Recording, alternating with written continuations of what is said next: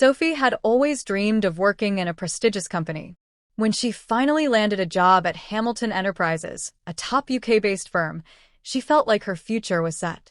Dressed in a professional black blouse and a beige skirt, she stepped into the grand office building, her heart pounding with both excitement and nervousness. She had no idea that her first day would turn into a nightmare she would never forget. Sophie entered the HR department, where a friendly woman named Linda greeted her. "Welcome to Hamilton Enterprises, Miss Sophie Carter. You'll be reporting directly to the CEO, Mr. Edward Sinclair."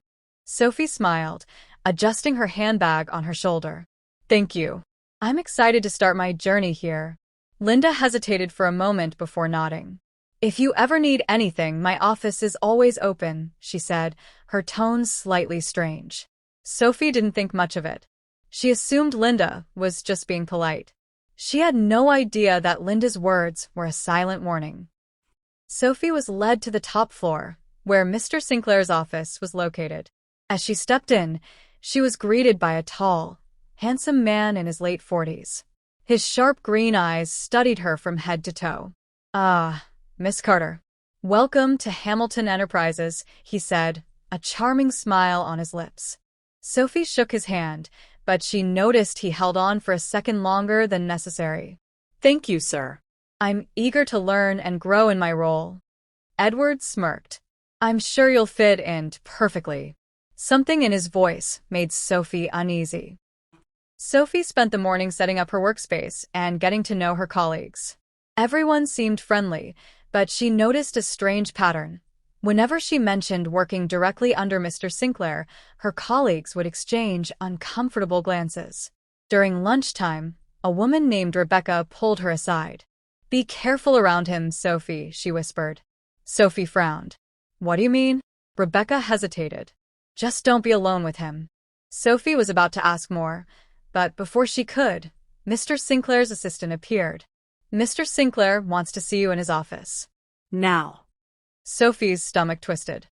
She entered Mr. Sinclair's office. The atmosphere felt different. The blinds were closed, the room dimly lit. He motioned for her to sit on the sofa instead of a chair across his desk. "Sophie, let's talk about your future here," he began, pouring himself a drink. Sophie sat stiffly, forcing a polite smile. "Of course, sir." Edward took a sip, then leaned forward. "You're a smart, beautiful young woman. I like that.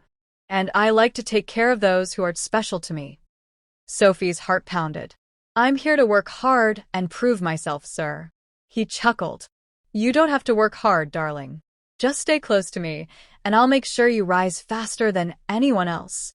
Sophie's breath caught in her throat. Was he proposing a relationship? Before Sophie could respond, Edward slid closer. "You don't have to answer now.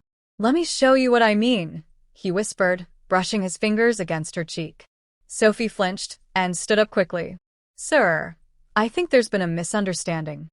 Edward's expression darkened. "No misunderstanding, Sophie. Just say yes, and you'll have everything. Otherwise..." Sophie swallowed hard. "Otherwise what?" He smirked. "Otherwise, things might get difficult for you." And before she could react, he grabbed her hand and pulled her towards him. His arms wrapped around her tightly, pressing her against him. "Relax, Sophie. You'll enjoy it soon enough," he murmured, leaning in. Panic surged through her. "Let me go," she screamed, struggling to break free.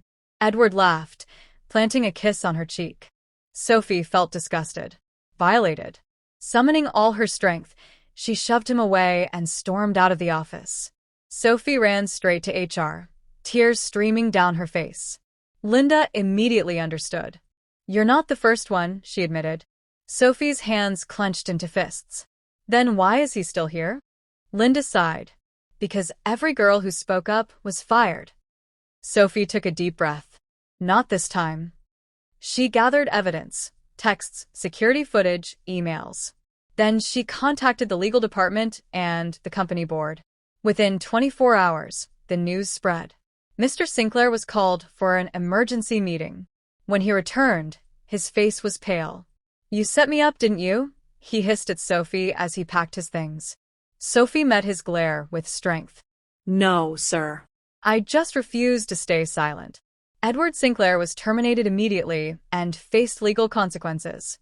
The next day, Sophie walked into the office with her head held high. The whispers were gone. The fear was gone. And in its place was respect. She had fought back. And she had won.